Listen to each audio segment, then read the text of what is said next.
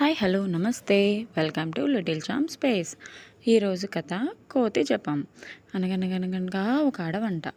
ఆ అడవిలో ఒక చెట్టు కింద ఒక కోతి కళ్ళు మూసుకొని కూర్చుందంట. అటుగా వెళ్తున్న నక్క చూసి ఇది రాత్రంతా దొంగతనాలు చేసినట్టుంది, అందుకే నిద్రపోతుంది అనుకుందంట. ఎలుగుబంటి వచ్చి ఇది నాలాగే బాగా తిన్నట్టుంది, అందుకే పడుకోయింది అనుకుందంట. ఇంకా కుందేలేమో ఇది కళ్ళు తిరిగి పడిపోయిందో ఏమో అనుకుందంట. ఇలా ఒక్కొక్కడికి తోచింది ఒక్కొక్కటి అనుకుంటూ దాని చుట్టూరా చేరాయంట.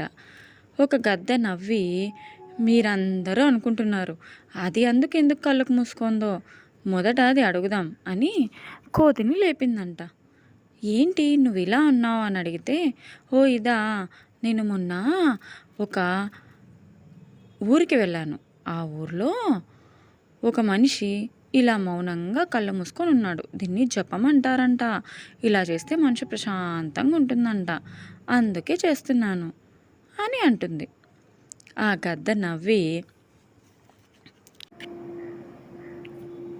ఆ గద్ద ఏం చెప్తుందంటే జంతువులకి ఇలా ఎవరికి నచ్చినట్టు వాళ్ళు అనుకుని అవతలి వారిని చులకనగా చేయకూడదు. మొదట వాళ్ళు ఎందుకు అలా ఉన్నారో వాళ్ళనే అడిగి తెలుసుకోవాలి, లేదా మనం సైలెంట్గా ఉండాలి. ఇంకొకరి గురించి అలా తప్పుగా అనుకోవడం తప్పు కదూ అని అనిందంట. ఈ కథ నీతి తెలుసా? ఎవరి గురించి అయినా మనము విచిత్రంగా అనిపిస్తే